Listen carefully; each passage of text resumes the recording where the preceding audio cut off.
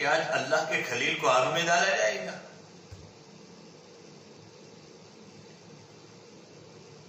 جبرائیل امین نے کہا اللہ میں جاؤں ابراہیم کی مدد کے لیے؟ فرمایا جاؤ، میرا ابراہیم اگر آپ کی مدد کو قبول کر رہا ہے تو کوئی حرج نہیں۔ جبرائیل امین آئے اور جبرائیل نے کہا کہ ابراہیم اگر آپ حکم دے تو اس آگ کو ایک پر کے ذریعے سے ختم کر دوں۔ اللہ اکبر! کیا جواب دیا اللہ کے خلیل نے؟ ابراہیم علیہ السلام نے جواب دیا جبرائیل بیچ میں سے ہٹ جاؤ، جبرائیل بیچ میں سے ہٹ جاؤ۔ خلیل کو رب خلیل نے آگ میں ملنے کا وعدہ فرمایا ہے،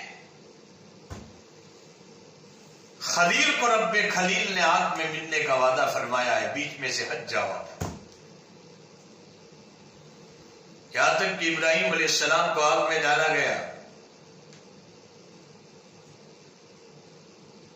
اللہ تعالیٰ نے حکم دیا کہ آگ تیرا کام جلانے کا ہے، لیکن میرے حکم کے بغیر تو نہیں جلا سکتی۔ میرے ابراہیم کے لیے آگ ٹھنڈی ہو جا، لیکن صرف ٹھنڈی نہیں، صرف ٹھنڈی ہو جاتی آگ تو بھی ابراہیم علیہ السلام کو نقصان پہنچ جاتا۔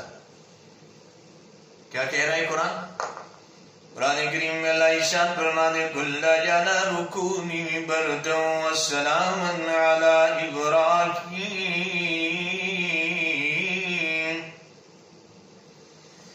ہم نے کہا کہ آگ میرے ابراہیم کے لیے ٹھنڈی بھی ہو جا اور سلامتی والی بھی، یعنی ایئر کنڈیشن والی بن جا۔ قربان جائیے قرآن کی فصاحت پر، صرف ٹھنڈی نہیں، قرآن کہہ رہا ہے بردوں وسلاما علی ابراہیم، یا میرے ابراہیم کے لیے ایئر کنڈیشن والی بن جا، ٹھنڈی لیکن سلامتی والی۔ ایئر کنڈیشن والی بن گئی۔ ابراہیم علیہ السلام پہلے امتحان میں کامیاب ہو گئے، لیکن میرے دوستو اس سے سبق مل رہا ہے۔ آج ہم تو گھبراتے ہیں، ذرا کچھ حالات ناموافق ہو جائے، ذرا ناموافق ہو جائے کہ مطلب ہوئے اٹھائے آپ لوگ۔ اللہ کے وعدوں پر یقین جو ہے دن بدن ہمارا کمزور ہوتا چلا جاتا ہے۔ ذرا حالات آئے گھبرا جاتے ہیں، ذرا حالات آئے پریشان ہو جاتے ہیں۔ ابراہیم علیہ السلام کی اس واقعے سے سبق ملتا ہے، سارا شہر مخالف، بادشاہ مخالف، صرف ایک اکیلے ابراہیم علیہ السلام ہے، لیکن اللہ کیسے نصرت فرماتے ہیں معلوم بھی ہوتا ہے۔ حالات چاہے کتنے بھی ناموافق ہو، کتنے بھی چاہے ماحول 100% آپ کے مخالف ہو، لیکن اللہ کے دین کو کام کو لے کر اور حق کو لے کر چلیں گے، یقیناً اللہ کی نصرت تمہارے ساتھ ہوگی۔ یہ سبق مل رہا ہے۔ یہ سیرت صرف اس لیے نہیں سنائی جاتی کہ کوئی قصہ کہانی ہے، ابراہیم علیہ السلام کے ایک امتحان سے ہمیں سبق دیا جاتا ہے۔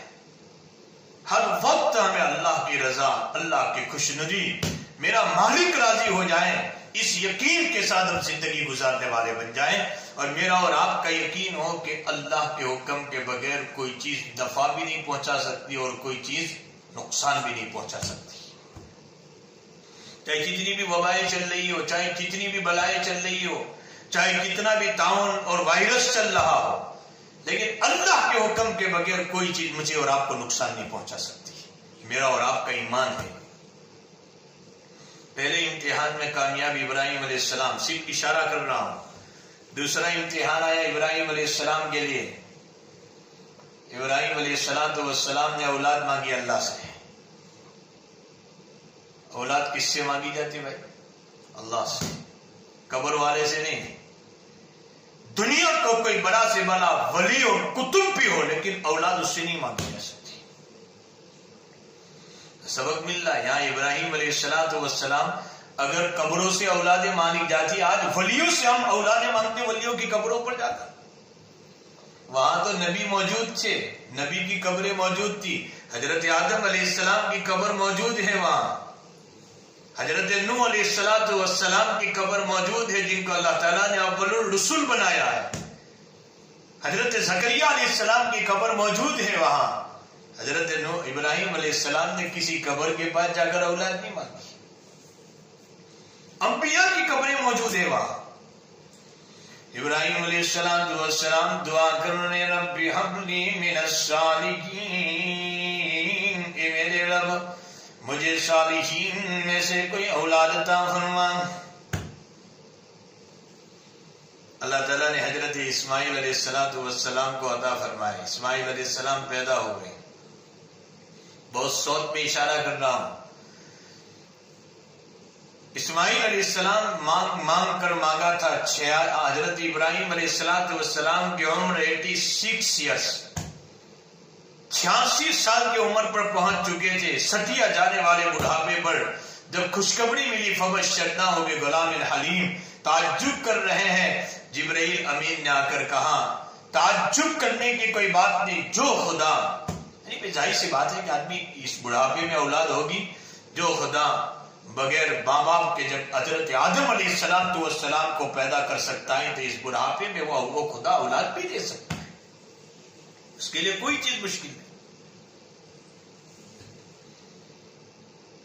یہاں تک کہ اولاد میری ابھی تو اسماعیل علیہ السلام پیدا ہوئے، اس بڑھاپے میں اللہ تعالیٰ نے اولاد دی، کتنی خوشیاں، اور حکم مل رہا ہے فوراً کہ آپ کی بیوی حضرت ہاجرہ علیہ السلام اور بیٹے اسماعیل کو لے کر وادی غیر ذی زرع، جہاں کوئی بسنے والا نہیں، جہاں کوئی گھاس پھوس نہیں، جہاں کوئی پانی نہیں، جہاں کوئی بستی نہیں، آپ ان دونوں کو وہاں رکھ کر آؤ۔ ابراہیم علیہ السلام نے اللہ سے حکمت نہیں پوچھی کہ اللہ اس میں کیا حکمت کہ ان کو وہاں جنگل میں رکھ کر آؤں؟ اللہ کا حکم تھا۔ ابراہیم علیہ السلام نے فوراً حضرت ہاجرہ علیہ السلام اور حضرت اسماعیل علیہ السلام کو لیا۔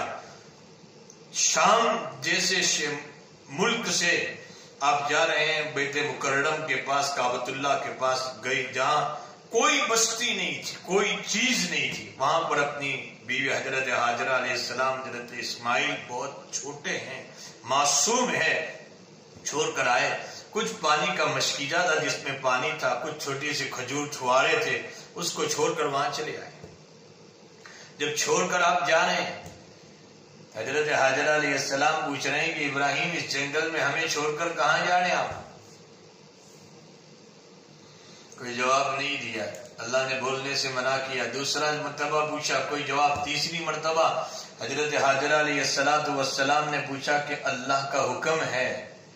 فرمایا ہاں اللہ کا حکم ہے۔ لاکھوں سلام ہو اس ہاجرہ علیہ السلام پر، لاکھوں سلام ہو اس ہاجرہ علیہ السلام۔ فرما رہی ہے تب تو اللہ ہمیں ضائع نہیں فرمائے گا۔ کیسا ایمان تھا۔ آج تو ہم بستی میں، ہم کسی جگہ چلے گئے، سورج بھروچ، بستی کے اندر گھر ہے ہمارا، اور ہماری اولاد چھوڑ کر جاتے ہیں، بار بار ٹینشن ہوتا ہے کہ بستی میں گھر ہے تو بھی ہماری اولاد کا کیا ہوگا، ہماری اولاد کا کیا ہوگا، ہماری اولاد کا کیا ہوگا۔ وہاں کوئی بستی نہیں، کوئی دیکھنے والا، نہ کوئی رہنے والا، نہ کوئی بسنے والا، وہاں چھوڑ کر جا رہے ہیں۔ اور حضرت ہاجرہ علیہ السلام بھی فرما رہی ہے کہ اللہ کا حکم ہے، اللہ ضائع نہیں کرے۔ اور آج ہم تو کوئی بھی مسئلے میں ذرا کسی کو کہا جائے بھائی شریعت کے احکام کے مطابق تجارت کرو، شریعت کے احکام کے مطابق معاملات کرو، فلاں کرو، تو کہہ رہے کہ مولانا اس سے تو ہم برباد ہو جائیں گے۔ نعوذ باللہ، نعوذ باللہ۔ اللہ کے وعدوں پر یقین نہیں ہمارا۔ تو دوسرا امتحان ہو رہا ہے، یہاں تک کہ حضرت ابراہیم علیہ السلام چھوڑ کر چلے گئے دونوں کو۔ پانی مشکیزے میں تھا، ختم ہو چکا، پانی بھی ختم مشکیزے سے، یہاں تک کہ حضرت بیٹا اسماعیل تڑپ رہا ہے پانی نہ ملنے کی بنیاد پر۔ حضرت ہاجرہ علیہ السلام نے سوچا، قریب میں ایک پہاڑ تھا، آپ پہاڑی پر چڑھ گئی، ہو سکتا ہے کہ قریب میں کہیں پہاڑی سے دیکھے کہ پانی نظر آتا ہے۔ حضرت ہاجرہ علیہ السلام صفا سے مروہ کی طرف، یہ پہاڑی کی صفا سے مروہ کی طرف جا رہی ہے، مروہ سے صفا کی طرف جا رہی ہے، صفا سے مروہ جا رہی ہے، 7 چکر لگائے، کہیں پانی نظر نہیں آیا۔ بیٹے اسماعیل کو کہیں کوئی جانور کھا نہ جائے، جلدی سے دوڑتی ہوئی واپس حضرت ہاجرہ علیہ السلام بیٹے اسماعیل کے پاس آئی۔ دیکھا کہ بیٹے اسماعیل اپنی ایڑیوں کو ہلا رہے تھے اور زمین پر مار رہے تھے، یہاں تک کہ ایڑی کو زمین پر مارا، جبرائیل امین آئے اور وہیں سے پانی کا زمزم کا چشمہ جاری ہو گیا۔ زمزم کا چشمہ اللہ نے جاری فرما دیا. اور کیسا زمزم؟ قیامت تک کے لیے جس کے رنگ میں، جس کے مزہ میں، جس کے بو میں کوئی فرق نہیں آئے گا، کیونکہ ایک نبی کے پیروں سے لگا ہوا پانی تھا. ایک نبی کے پیروں سے لگا ہوا پانی تھا. اللہ نے اس پانی میں وہ خاصیت پیدا کر دی کہ قیامت تک کے لیے اس کے رنگ، مزہ، بو میں کوئی فرق نہیں آئے گا. شیعوں کو یہ پیغام پہنچا دو جو کہتے ہیں کہ اللہ کے حبیب کے جانے کے بعد ابو بکر صدیق بدل گئے تھے، حضرت عمر بدل گئے تھے. جو ابو بکر صدیق اور عمر نبی کے قدموں سے لگے ہوئے تھے اور 1400 سال سے نبی کے قدموں میں پڑے ہوئے ہیں، کیا وہ ابو بکر اور عمر ایک پانی جیسی مخلوق، ایک اسماعیل علیہ السلام کے پیروں سے لگی، قیامت تک کے لیے اس کے رنگ مذہبوں میں فرق نہیں آئے گا؟ جو ابو بکر اور عمر ہر وقت نبی کے ساتھ رہتے تھے، کیا ان میں بدلاؤ پیدا ہو گیا؟ اور اللہ تعالیٰ نے صفا اور مروہ کے اوپر یہ دوڑنا اللہ کو اتنا پسند آیا، اللہ نے کیا اعلان کر دیا؟ ان الصفا والمروۃ من شعائر اللہ. صفا اور مروہ اللہ تعالیٰ کی نشانیوں میں سے. بہت پسند آیا اللہ کو.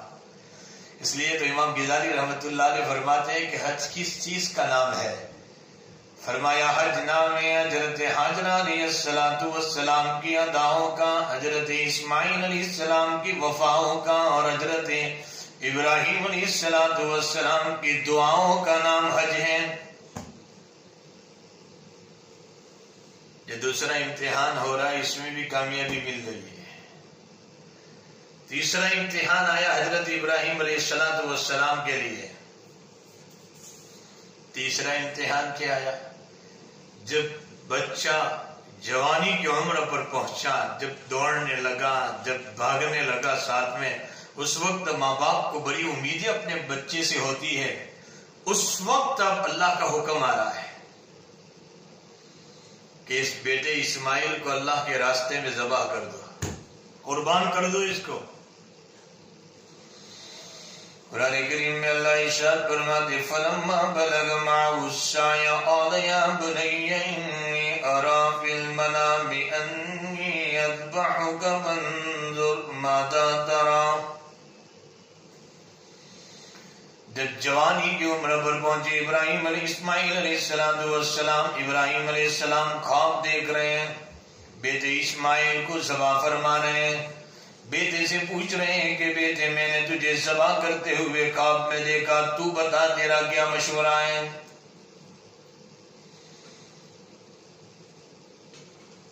بیٹا بھی تو نبی کا تھا، جو نبی بننے والا تھا.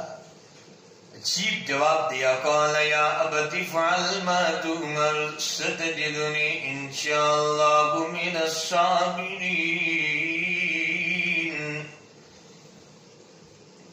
یہ ابا جان، اللہ نے جو آپ کو حکم دیا ہے آپ کر گزریے، ان قریب اگر اللہ نے چاہا تو آپ مجھے صابرین میں سے پاؤ گے. یہاں بھی تواضع ہو رہی ہے، یہ نہیں کہ آپ کر گزریے میں ہمت والا ہوں، میں کچھ نہیں. ان قریب اگر اللہ نے چاہا تو آپ مجھے صابرین میں سے پاؤ گے. ابراہیم علیہ السلام گھر گئے اور حضرت حاجرہ علیہ السلام کو کہا کہ اس بیٹے کو تیار کر دو، اس کو ذرا غسل کرا دو، اس کو ذرا اچھے کپڑے پہنا دو، اس کو ذرا سرما لگا دو. بیٹے اسماعیل کو کہاں دعوت میں جانا ہے، جھوٹ تو تھا نہیں، پر اللہ کی طرف سے دعوت آئی، اس بچے کو دعوت میں لے جانا ہے. حضرت حاجرہ علیہ السلام نے اس بیٹے کو تیار کر دیا، اور تیار کرنے کے بعد اس بیٹے کو روانہ فرما رہی ہے. حضرت حاجرہ علیہ السلام روانہ فرما رہے ہیں دعائیں دے کر. اور بھائی ماں کی دعاؤں کا، والدین کی دعاؤں کا ایک عجیب اثر ہے. کاش کہ اللہ ہمیں اپنے والدین سے دعائیں کرنے والا بنا دے. ساری دنیا سے ہم دعائیں کراتے ہیں لیکن والدین سے دعائیں نہیں کراتے، جن کی دعائیں اللہ کے عرش سے ٹکراتی ہیں. حضرت حاجرہ علیہ السلام نے حضرت اسماعیل کو دعائیں دے کر رخصت کیا. جا رہے تھے اسماعیل تھے، ماں کی دعا کا اثر تھا، واپس لوٹے تو ذبیح اللہ بن کر واپس لوٹے. حضرت موسیٰ علیہ السلام کو جب ماں نے دعائیں دے کر صندوق میں ڈال لیا، جب جا رہے تھے تو حضرت موسیٰ تھے لیکن واپس لوٹے تو ماں کی دعاؤں کا اثر تھا بھی کلیم اللہ بن کر واپس لوٹے. حضرت بی بی آمینہ نے اپنے بیٹے محمد الرسول اللہ صلی اللہ علیہ وسلم کو دائیں حلیمہ کے وہاں رخصت فرمایا، دعائیں دے کر رخصت فرمایا. جا رہے تھے محمد نے واپس لوٹے تو رسول اللہ بن کر واپس لوٹے. عجیب اثر ہے ماں باپ کی دعاؤں کا.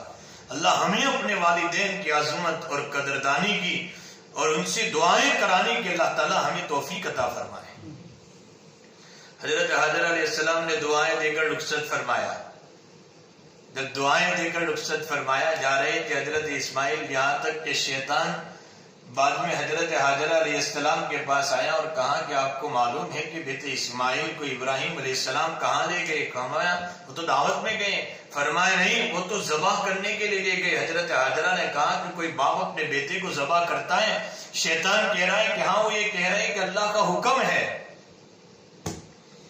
لاکھ السلام ہو اس حاجر علیہ السلام پر، کہہ رہی ہیں کاش مجھے پتا ہوتا اللہ کا حکم ہے، میں جاتی، میں ہاتھ پکڑتی، میں پیر پکڑتی، ابراہیم علیہ السلام کو اللہ کے اس حکم کی تعمیل میں سہولت ہو جاتی.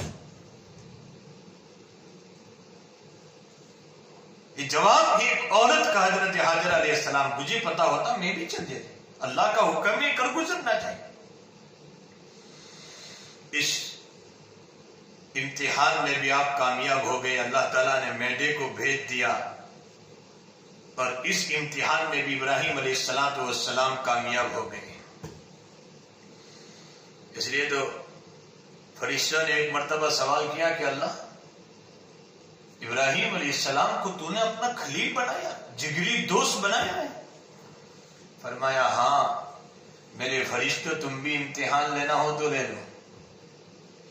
ابراہیم علیہ السلام جنگل میں بکریاں چراتے تھے اور ایک فرشتہ وہاں پہنچ گیا، کچھ کہا نہیں انسانی شکل میں، اور وہاں جا کر بولنا شروع کیا، سبحان ذی الملک والملک، سبحان ذی العزت والعظمت والہیبت والقدرت والکبریاء والجبروت. ابراہیم علیہ السلام نے اللہ کی تعریف کے جملے جب جنگل میں سنے، فوراً کہہ رہا ہے کہ بھائی یہ تعریف کے جملے، اللہ کی تعریف کے جملے اتنے پسند آئے مجھے، اتنے پسند ہیں، میرے مالک کی تعریف اور ایک مرتبہ سناؤ. فرشتے نے کہا، فرمایا اس کا چارج لگے گا، فری آف چارج نہیں، چارج لگے. فرمایا کیا چارج لگے گا؟ فرمایا یہ بکریاں ہے تو اس کی آدھی بکریاں آپ دے دو. فرمایا آدھی بکریاں دے دی، لیکن اور ایک مرتبہ یہ جملے سناؤ. پھر فرشتے نے جملے سنائے. ابراہیم علیہ السلام کو اور زیادہ محبت اللہ کی پیدا ہو رہی. فرمایا اور ایک مرتبہ سناؤ. دوسرا آدھا بکریوں کا ڈیور ہے وہ بھی دے دوں گا. دوسری مرتبہ سنایا، پھر طلب ہوئی. فرمایا اور ایک مرتبہ سنا دو. فرمایا اب کیا دوں گے، آپ کے بعد بکریاں تو اب ہے نہیں. ابراہیم علیہ السلام نے جو جواب دیا، فرمایا تم بکریاں لے کر جا رہے ہو، چرواہے کی ضرورت پڑے گی، ابراہیم تمہاری بکریاں چروا دے گا. لیکن اور ایک مرتبہ اللہ کی، یہاں تک کہ فرشتے نے کہا کہ میں اللہ کا فرشتہ ہوں. یقیناً اللہ تعالیٰ نے آپ کو جو خلیل بنایا ہے، آپ لائق ہے کہ اللہ کے خلیل آپ کو بنائے جائے. اللہ کی محبت پیدا کرو لوگوں، بہت ضرورت ہے. اللہ کی محبت پیدا کرو. جو انسان اللہ تعالیٰ کی محبت پیدا کرتا ہے اور اللہ کی محبت کے اندر قربانی دیتا ہے، اللہ اس قربانی کو کبھی ضائع نہیں فرماتا. ابراہیم علیہ السلام باغ میں ڈالے گئے، آپ کے کپڑے اتارے گئے. اللہ کتنا قدردان ہے. بخاری شریف کی روایت ہے، اول من یکسا یوم القیامت ابراہیم، سب سے پہلے قیامت کے دن لباس پہنایا جائے گا. جب قبروں سے لوگ ننگے ڈھرنگے اٹھیں گے، میرے ابراہیم کو پہنایا جائے گا. نمرود نے ان کے کپڑے اتارے تھے. اللہ تعالیٰ کو بہت، اللہ سے عشق پیدا کرو. یہ قربانی اور یہ ایام اور یہ رات دن ہمیں سبق دیتے ہیں. اللہ سے محبت پیدا کرو. وہ اتنا قدردان ہے، اتنا قدردان ہے. وما قدر اللہ حق کا قدر، اس کی قدر ہم نے نہیں جانی، لیکن وہ تو ہمارے ایک ایک عمل کا قدردان ہے، ایک ایک عمل کا. میں آج ہی ایک کتاب میں ایک واقعہ پڑھ رہا تھا، عبداللہ بن بچادین رضی اللہ تعالیٰ عنہ. بڑا عجیب واقعہ. ایک صحابی رضی اللہ تعالیٰ عنہ ہے، مدینہ سے قریب رہتے تھے. اللہ کے حبیب کے پاس آئے، پورا خاندان میں سے کوئی مسلمان نہیں، آپ آئے، نبی کے ہاتھ پر کلمہ پڑھ لیا، پھر اپنے خاندان میں چلے گئے. یہاں تک کہ محبت چھپتی کہاں تک چھپتی پتا چل گیا چچا کو. چچا نے ایک مرتبہ عبداللہ کو پکڑا اور یہ کہا کہ تم نبی کے ہاتھ پر کلمہ پڑھ چکے ہو؟ فرمایا ہاں پڑھ چکے ہیں. چچا نے کہا کہ دو فیصلے میں سے ایک فیصلہ، یا تو کلمہ چھوڑ دو یا اس مکان کو چھوڑ دو. کیسی محبت تھی عبداللہ کے دل میں. فرمایا چچا مکان تو چھوٹ سکتا ہے لیکن کلمہ نہیں چھوٹ سکتا. جو محبت اللہ کے دل میں پیدا ہو چکی ہے اور نبی کی، اس کا سودا نہیں ہو سکتا. مکان پہ آ کے چچا نے اتنا مارا یہاں تک کہ کپڑے بھی نکال لیے، ننگا دھڑنگا کر کے عبداللہ کو وہاں سے روانہ کیا. ماں تو ماں ہوتی ہے بھئی، ماں سے دیکھا نہ گیا. ماں نے چپکے سے ایک چادر تھی چپکے سے دے دی عبداللہ کو کہ بیٹے اس سے اپنا بدن چھپا لینا. عبداللہ نے اس چادر کے دو ٹکڑے کیے، ایک سے سطر چھپا لیا، ایک اوپر کا کپڑا اوپر ڈال دیا. اس لیے دل بجادین یعنی چادر کے دو ٹکڑے والے، بجادین کے معنی چادر کے دو ٹکڑے والے عبداللہ. ایک کپڑا اوپر ڈال دیا عبداللہ نے، ماں نے دیا چپکے سے بیٹے بدن چھپا لینا اس سے. ایک کپڑا نیچے ڈال دیا، یہاں تک کہ عبداللہ دل بجادین فوراً نکل گئے مدینہ المنورہ کی طرف. فجر کی نماز پڑھ کر نبی فارغ ہوئے، عبداللہ پہنچ گئے وہاں. عبداللہ دل بجادین کا جب چہرہ دیکھا، میرے نبی مارے خوشی سے آپ کا چہرہ چمک اٹھا. صحابہ بھی دیکھ رہے ہیں کہ کون ہے، نبی کا چہرہ دیکھ کر چمک اٹھا ہے. عبداللہ دل بجادین نے فرمایا نبی گھر بھی چھوڑ کر آیا، خاندان بھی چھوڑ کر آیا ہوں. نبی ان کپڑوں کے دو ٹکڑوں کے ساتھ آپ کی خدمت میں آیا ہوں اور کچھ نہیں ہے. میرے آقا نے فرمایا صحابہ صفہ کے ساتھ شامل ہو جاؤ. شامل ہو گئے، لیکن اللہ کی محبت کا حال روایتوں میں لکھا ہے بعض مرتبہ مسجد نبی کے دروازے پر بیٹھ کر اتنے زور سے اللہ اللہ بولتے تھے. حضرت عمر نے ایک مرتبہ داتا کہ اتنے زور سے اللہ اللہ بول رہے ہیں. اللہ کے حبیب نے فرمایا عمر میرے عبداللہ کو نہ ڈانٹو، یہ بڑے اخلاص کے ساتھ اللہ کا جملہ بول رہا ہے، نہ ڈانٹو اس کو، کچھ نہ کہو. یہاں تک کہ ایک مرتبہ اللہ کے نبی غزوے میں گئے، عبداللہ دل بجادین بھی شامل ہو گئے، راستے میں بیمار ہو گئے، خیمے میں تھے. اللہ کے حبیب کو پتا چلا میرا عبداللہ بیمار ہے. اب ابو بکر و عمر رضی اللہ تعالیٰ عنہما کے ساتھ عیادت کے لیے گئے. آخری سانسیں چل رہی تھی. میرے آقا نے عبداللہ دل بجادین کو اپنی گود میں لیا اور نبی عبداللہ کی طرف دیکھ رہے ہیں. عبداللہ نبی کی طرف دیکھتے دیکھتے آخری سانس بھی نبی کی گود میں عبداللہ دل بجادین نے بھر لیا. سبحان اللہ، اللہ تو کتنا قدردان ہے. عبداللہ نبی کی گود میں آخری سانس بھر رہے ہیں. یہاں تک کہ اللہ کے حبیب نے فرمایا ان کی تدفین کی تیاری کرو. اللہ کے حبیب کفن، نبی نے اپنی چادر کو اٹھا کر دے دیا، میری چادر سے آج عبداللہ کو کفن دیا جائے گا. اللہ تو کتنا قدردان ہے. تیرے راستے میں جس عبداللہ کے کپڑے اتارے گئے تھے، آج موت کے وقت اس عبداللہ کے بدن کو تو محمد الرسول اللہ کی کملی سے چھپا رہا ہے. کیسا قدردان ہے اللہ. یہاں تک کہ قبر میں اتارنے کا وقت آیا، میرے آقا نے عبداللہ کو ہاتھ میں لیا اور ابو بکر و عمر کو دیا کہ قبر میں اتارو، ہاتھ میں لے کر، اور یہ کہہ رہے ہیں اللہ میں عبداللہ سے راضی ہوں، تو بھی راضی ہو جا. میں عبداللہ سے راضی ہوں، اللہ تو بھی راضی ہو جا. حضرت عمر حسرت کے ساتھ کہہ رہے ہیں کاش کہ آج اس کی جگہ پر میں میت ہوتا، نبی کے ہاتھ سے میں قبر میں اتارا جاتا اور یہ جملے نبی کے مجھے نصیب ہو جاتے. اللہ تو راضی ہے مجھ سے، عبداللہ سے میں راضی ہوں، اللہ تو بھی راضی ہو جائے. معلوم بھی ہوتا ہے بہت ضرورت ہے ہمیں اللہ کی محبت اور عشق. ابراہیم علیہ السلام کی سیرت ہمیں جگہ جگہ پر یہ سبق دیتی ہے کہ اللہ کی محبت اپنے دلوں میں ہم پیدا کریں. تو آخری اسٹیپ پر ہم آ جائے. 3 امتحان میں کامیاب ہو گئے ابراہیم علیہ السلام. چوتھا امتحان آ رہا ہے ابراہیم علیہ السلام کے لیے. اب کہہ رہے کہ اللہ کعبۃ اللہ بناؤ، کعبۃ اللہ بناؤ. حضرت ابراہیم اور اسماعیل دونوں باپ بیٹے کعبۃ اللہ بنا رہے. ابراہیم علیہ السلام معماری کا کام کر رہے ہیں، حضرت اسماعیل علیہ السلام پتھر اٹھا اٹھا کر لا رہے ہیں. کعبۃ اللہ کی تعمیر ہو رہی ہے. اس امتحان میں بھی کامیاب ہو گئے، چاروں امتحان میں کامیاب ہو گئے. بھائی گولڈ میڈل دینے کا وقت آیا. جب گولڈ میڈل دینے کا ٹائم آیا، چاروں امتحان میں کامیاب ہوئے. فرسٹ ڈویژن سے کامیابی حاصل فرمائی ابراہیم علیہ السلام نے. خلیل لینے پر آیا ہے اور رب خلیل دینے پر آیا ہے. اللہ کہہ رہے مانگو ابراہیم کیا مانگتے ہو؟ ساری امتحان میں تم کامیاب ہو گئے، تم مانگو تو صحیح، تم کیا مانگتے ہو؟ بھائی کوئی پراپرٹی مانگی، کوئی عزت مانگی، کوئی مرتبہ مانگا، کوئی چیز ابراہیم علیہ السلام نے مانگا تو کائنات کا خلاصہ مانگ لیا. کائنات کا خلاصہ مانگ لیا. چاروں امتحان میں کامیابی پر میرے دوستوں میرا اور آپ کا کام بن گیا. امتحان کی کامیابی پر ابراہیم علیہ السلام نے دعا مانگی، ربنا وابعث فیہم رسولا منہم یتلو علیہم آیاتہ ویزکیہم ویعلمہم الکتاب والحکمہ.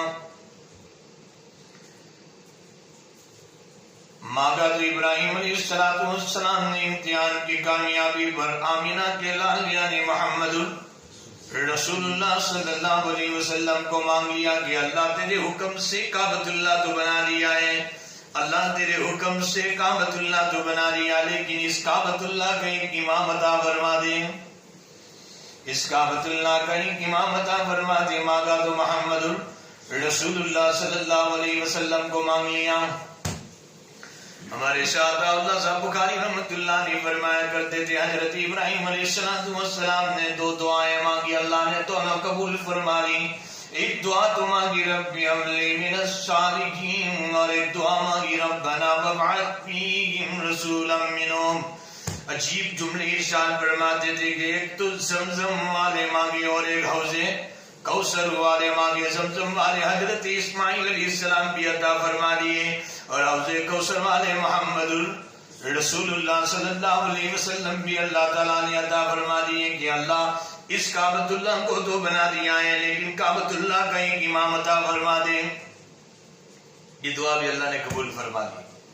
معلوم بھی ہوتا ہے کہ اب یہ قربانی جو ہے ہمیں سبق دے رہی. ابراہیم علیہ السلام کامیاب ہو گئے، آپ کی ایک ایک ادا اتنی پسند آئی، اس لیے تو صحابہ نے پوچھا کہ قربانی کیا ہے؟ ما ہذہ الاضاحی قال سنت ابیکم ابراہیم علیہ السلام. سنت ابیکم ابراہیم علیہ السلام. لیکن آج ہم قربانی کو اتنا بوجھ سمجھ رہے ہیں، اتنا بوجھ سمجھ رہے ہیں قربانی کو. بعض لوگ تو صاحب نصاب ہیں، 612 گرام اور 307 ملی گرام چاندی یا اتنی مالیت یا اتنی ملکیت ضرورت سے زائد اگر کسی کے پاس اس پر قربانی. آج امت کا ایک بہت بڑا طبقہ ہے جس پر قربانی واجب ہے لیکن وہ نصاب سے واقف نہیں. وہ یہ سمجھتے ہیں جس پر زکوٰۃ واجب ہے اس پر قربانی، حالانکہ زکوٰۃ کا نصاب الگ ہے، قربانی کا نصاب الگ ہے. ضرورت سے زائد کا مطلب یہ ہے کہ بڑھنے والا نہیں. اگر ہمارے پاس ایک مکان میں رہتے دوسرا مکان زائد ہے، دوسرا پلاٹ زائد پڑا ہوا ہے، دوسری ایک زمین زائد پڑی ہوئی ہے، ضرورت سے جائے گی. گھر کے اندر ہم جو شوکیس میں ہمارے جو بہت سارے برتن رکھتے ہیں سال بھر میں اس کا استعمال نہیں آتا، یہ ساری چیزیں بھی ٹوٹل لگائیں اور 612 گرام اور 307 ملی گرام چاندی کی قیمت اور مالیت پر پہنچ جاتی ہے تو اس پر قربانی واجب ہے. لیکن امت کا ایک بہت بڑا طبقہ اس سے ناواقف ہے. صدقے فطر تو ادا کرتا ہے لیکن قربانی ادا نہیں. جو نصاب صدقے فطر کا ہے وہی نصاب تو قربانی کا ہے، اور قربانی بھی ادا بھی کرتے ہیں تو سب سے پہلے یہ تلاش کریں گے کہ سب سے سستا جانور کہاں ملتا ہے.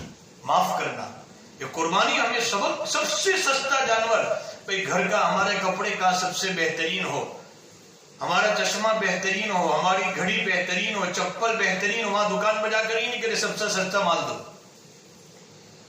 لیکن قربانی کا وقت آتا ہے تو کہیں 9,000 کا جانور لکھا ہوا ہے تو تلاش کرتے کہ مرسل کوئی جگہ 6,000 جانور سے کہ نہیں. تو قربانی کو ہم نے بہت سمجھا ہے. یہ اللہ کی محبت کا ایک اظہار ہو رہا ہے کہ ہم اپنی ضروریات کے لیے تو بہتر سے بہتر چیزیں اور اللہ کے راستے میں گھٹیا سے گھٹیا جانور. ہمارے حضرت والا مفتی صاحب اللہ تعالیٰ حضرت کی عمر میں خوب برکت عطا فرمائے. حضرت نے ایک دن فرمایا، حضرت شیخ الہند رحمۃ اللہ علیہ کے حالات کے باب میں حضرت نے فرمایا، حضرت شیخ الہند رحمۃ اللہ علیہ اس سال اگر قربانی کرتے تھے ابھی جانور کی جیسے عید کے دن قربانی کی تو اسی دن آئندہ سال قربانی کرنے کا جانور خرید لیتے تھے 1 سال پہلے. اور حضرت اس کی اتنی قدر کہ 1 سال تک اس کی خدمت کرتے، یہاں تک کہ شیخ الہند رحمۃ اللہ علیہ جب سبق پڑھانے کے لیے تشریف لاتے دارالعلوم دیوبند میں، یہ جانور بھی آپ کے پیچھے پیچھے آتا، باہر بیٹھ جاتا، حضرت سبق پڑھا کر گھر جاتے تو واپس آپ کے پیچھے پیچھے ہو جاتا، یہاں تک کہ 2 مہینے جب باقی ہوتے تو حضرت اس جانور کے قربانی کے جانور کو دودھ اور جلیبی 2 مہینے تک آخر میں کھلاتا تھا۔ اتنی محبت پیدا ہو جاتی تھی اس جانور سے کہ جب اس جانور کے گلے پر چھری پھراتے تھے تو ایسا لگتا تھا کہ جیسے اپنے لڑتے جگر کے گردن کے اوپر، گلے کے اوپر چھری پھرا رہے۔ اتنے روتے تھے حضرت، اتنے روتے تھے۔ یہ ہے کہ اللہ کے راستے میں محبوب چیز کو خرچ کیا جاوے۔ ہم تو اتنا بوجھ، آج تو امت کا 90% طبقہ وہ ہے کہ جو جانور کو اپنے گھر پر رکھنا بھی نہیں چاہتا، خدمت کرنا بھی نہیں چاہتا، بلکہ جہاں ہو وہاں کسی طریقے سے ایک بوجھ اتر جاوے اس طریقے سے قربانی کرتے ہیں۔ اس لیے آج آپ دیکھتے ہیں چاروں طرف سے امت پر حالات ہے، زکوٰۃ کو تم نے بوجھ سمجھا، قربانی کو تم نے بوجھ سمجھا، اللہ کے سارے احکامات کو تم نے بوجھ سمجھا، تم نے زکوٰۃ کو ادا نہیں کیا، اللہ تعالیٰ بیماریوں کے اندر تمہارے پیسے ادا کروا رہا ہے، بیماریوں میں خرچ کروا رہا ہے، تم نے صدقات نہیں دیے، اللہ بیماریوں اور ہاسپٹلوں میں لاکھوں روپے تمہارے خرچ کروا رہا ہے، تم زکوٰۃ کو بوجھ سمجھ رہے ہیں، تم قربانی کو بوجھ سمجھ رہے ہیں، اللہ کے سارے احکامات کو بوجھ سمجھ رہے ہیں، تو اللہ تعالیٰ بھی فرماتے ہیں وَمَكَرُوا وَمَكَرَ اللَّهُ، میرے بندے اگر تو تدبیر کرنا چاہتا ہے تو میں بھی تو تدبیر کرنا چاہتا ہوں۔ آج ہمیں ضرورت ہے ان عجیب حالات سے جو گزر رہے ہیں، ایک مصیبت ختم نہیں ہوتی دوسری مصیبت ختم نہیں ہوتی تیسری مصیبت، چاروں طرف سے مصیبت میں گھیرے ہوئے ہیں، لیکن پھر بھی امت، آج آپ دیکھ لو اگر پورے علاقے میں جا کر جگہ جگہ پر آپ نے دیکھا ہوگا کہ میرا جوان یا موبائل پر گیم کھیل رہا ہوگا، یا میرا جوان جوا اور شراب کے اڈے پر بیٹھا ہوا ہوگا۔ اتنے خراب حالات کے باوجود ہم اپنی زندگیوں کے تبدیلی کے لیے، اللہ کی رضا کے لیے، اللہ کو راضی کرنے والے اعمال کے لیے، ہم اتنے حالات کے باوجود بھی ہم تیار نہیں ہوتے۔ اب اندازہ لگائیں اتنے جبر یہ حالات ہمیں سبق نہیں، ہم اپنی زندگیوں کو تبدیل کریں، ہم اپنے اعمال پر آئے، ہم نمازوں پر آئے، ہم توبہ کریں، ہم استغفار کریں، روزانہ 500 اور 1000 مرتبہ استغفار کریں، پوری امت استغفار پر آ جائے گی، اللہ ایک دن میں ان حالات کو بدل سکتا ہے۔ کوئی کتنا بھی کہتا ہو کہ فلانے کی طرف سے حالات ہے، فلانے کی طرف سے فلانے عجیب باتیں، لیکن ایک بات یاد رکھ کے اللہ کے حکم کے بغیر ایک درخت کا پتا نہیں ہل سکتا، چاہے کوئی بھی ملک کتنی بھی تدبیر کرے، میرے مالک کے حکم کے بغیر یہ وبا اور بلا مجھے اور آپ کو کوئی نقصان نہیں پہنچا سکتی۔ ہمارے ایمان ہے اس پر، تو ہمیں ضرورت ہے ہم اپنے اعمال کو بدلنے والے ہو جائیں، ہم اپنی زندگیوں کو تبدیل کرنے والے ہو جائیں۔ لوگوں بڑے ایام، بڑی مبارک راتیں چل رہی ہے، بڑی مبارک راتیں، بڑے مبارک دین چل رہے ہیں، ہم گناہوں سے بچائیں، ہم اللہ کے پاس روئے گرائیں، ہم اللہ سے معافی تلافی مانگے، پوری امت کے لیے ہم اللہ کی استغفار کریں، انشاءاللہ تعالی اللہ تعالی حالات کو بدل دے گا۔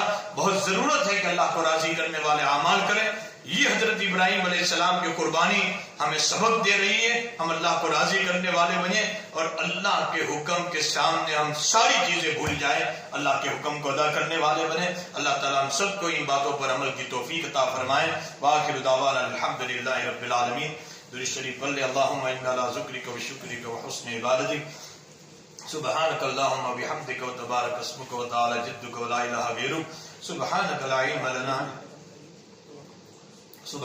علم لنا الا ما علمتنا انك انت العليم الحكيم، سبحان الله وبحمده سبحان الله العظيم، لا اله الا الله الاحد الصمد الذي لم يلد ولم يولد ولم يكن له كفوا احد، لا اله الا الله الحنان المنان بديع السماوات والارض ذو الجلال والاكرام، اللهم لك الحمد كله ولك الشكر كله ولك الملك كله واليك يرجع الامر كله، اللهم لا احصي ثناء عليك انت كما اثنيت على نفسك، والهكم اله واحد لا اله الا هو الرحمن الرحيم، یا رحم الراحمین، یا کرم الاکرمین، یا ستار العیوب، یا ذو القوة المتین، یا راحم المساکین، یا ذا الجلال والاکرام، یا خالق اللیل والنہار، یا بدیع السماوات والارض، یا حنان یا منان، یا رحمان یا رحیم یا کریم، اللہم صلی علی سیدنا محمد وعلی آل سیدنا محمد وبارک وسلم، اللہم صلی علی سیدنا محمد وعلی آل سیدنا محمد وبارک وسلم،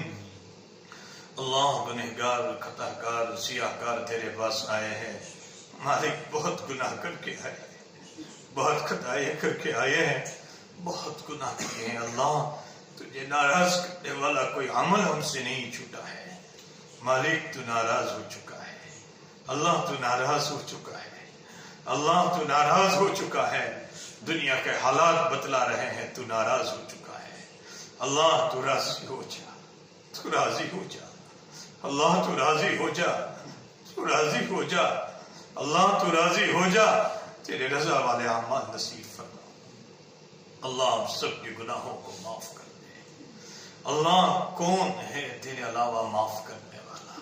کوئی نہیں ہے اللہ، کس کے پاس جائے مالک، تیرے علاوہ کوئی در بھی تو نہیں ہے اللہ۔ اللہ ہم سب کے گناہوں کو معاف کر دے، معاف کر دے اللہ۔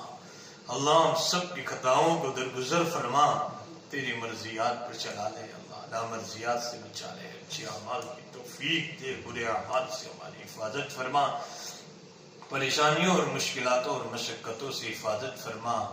اے اللہ امت کے حال پر رحم فرما، کرم فرما۔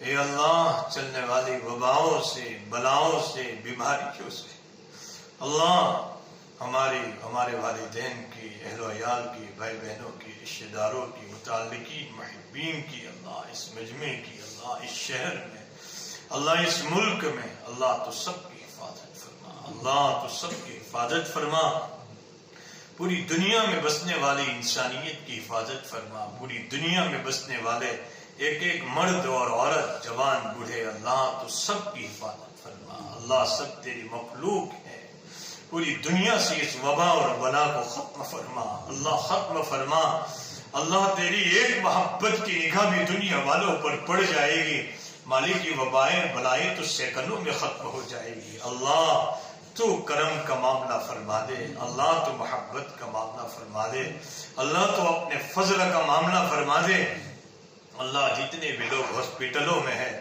اللہ، کوئی گھنٹہ خالی نہیں گزرتا جس پہ موت کی خبریں نہ آ رہی